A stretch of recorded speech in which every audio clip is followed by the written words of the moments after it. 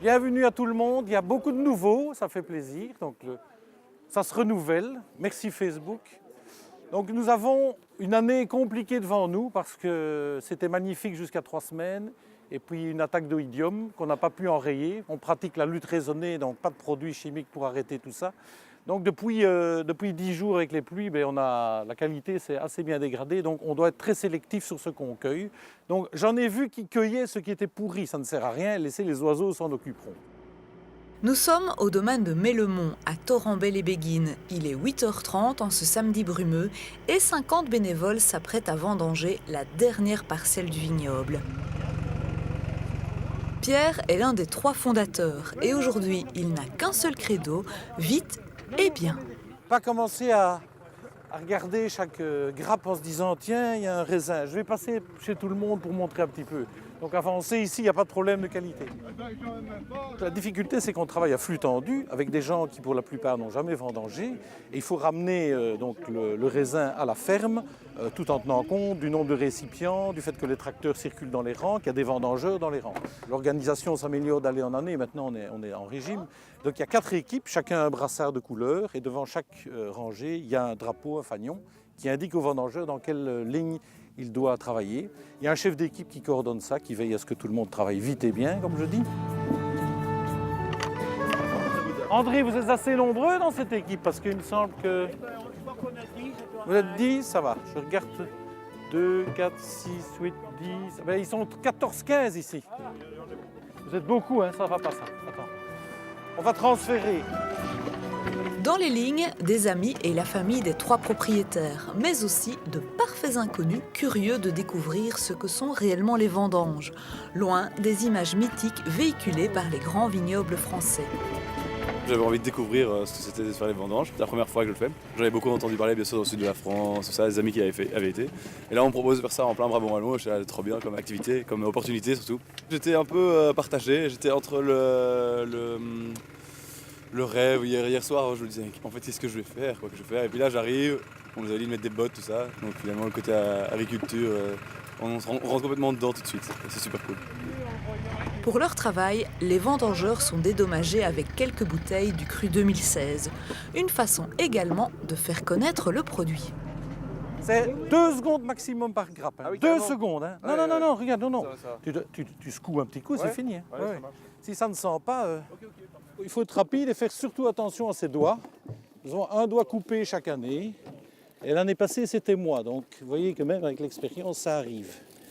Il faut surveiller et ne pas enlever ce qui est pourri. Et le meilleur détecteur, c'est le nez. Quand on sent que ça sent un peu le vinaigre, il faut pas prendre, il ne faut pas ramasser. Pourquoi vous êtes venu aujourd'hui? Pour le plaisir de participer à quelque chose d'un peu exceptionnel, avec des amis entre autres, et pour être à l'air et pour aider quelqu'un qui produit quelque chose de wallon. Voilà.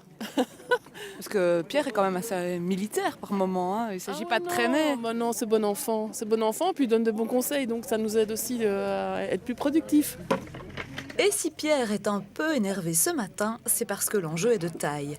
Les vendanges doivent être réalisées à un moment précis de l'année, un moment qui dépend de nombreux facteurs.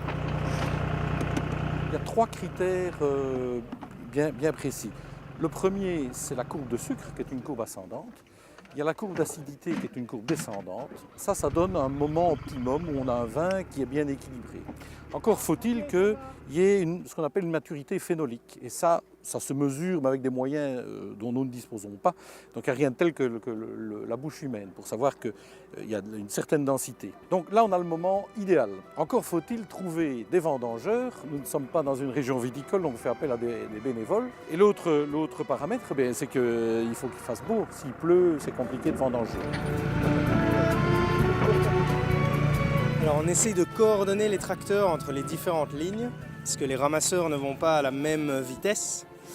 Donc on fait un peu des allers-retours pour ramasser le raisin et le mettre dans la remorque qui part ensuite à la ferme. À la ferme, on retrouve les 2 associés de Pierre, François, le vigneron qui élabore les crus du domaine, et Étienne, l'agriculteur, qui s'occupe des vignes tout au long de l'année. Ici, on trie les grappes récoltées avant de séparer les grains de la rafle. Ensuite, le raisin est écrasé. Le tout est mis dans une cuve pendant 24 heures. Demain, il faudra presser. Alors après ça, on va lancer les fermentations. Donc on va prendre ce jus et on va le mettre en cuve qu'on va légèrement chauffer et ensemencer avec des levures pour que la fermentation démarre et que tout le sucre se trouvant dans les jus se transforme en alcool et que donc du jus de raisin devienne du vin. Aujourd'hui, le domaine de Mélemont propose une gamme complète de vins, du rouge, du blanc, du rosé et des bulles. L'aventure a commencé il y a 25 ans et Étienne se souvient que les débuts n'ont pas été simples. Au départ, on est parti de rien. Il n'y avait quasiment pas de vignoble, en tout cas pas professionnel, quand on a planté nos premières vignes. Et donc, il a fallu qu'on découvre beaucoup de choses, les bons cépages, les bons porte-greffes, les bonnes tailles, les bonnes fermentations. On a vraiment été un peu pionnier dans l'histoire. Je pense que maintenant, la vigne, elle a quand même pris ses lettres de noblesse en Wallonie, en Belgique d'ailleurs aussi. Mais à l'époque, c'est vrai que c'était quand même un peu hasardeux parce qu'il fallait tout apprendre et tout découvrir. Sans petit côté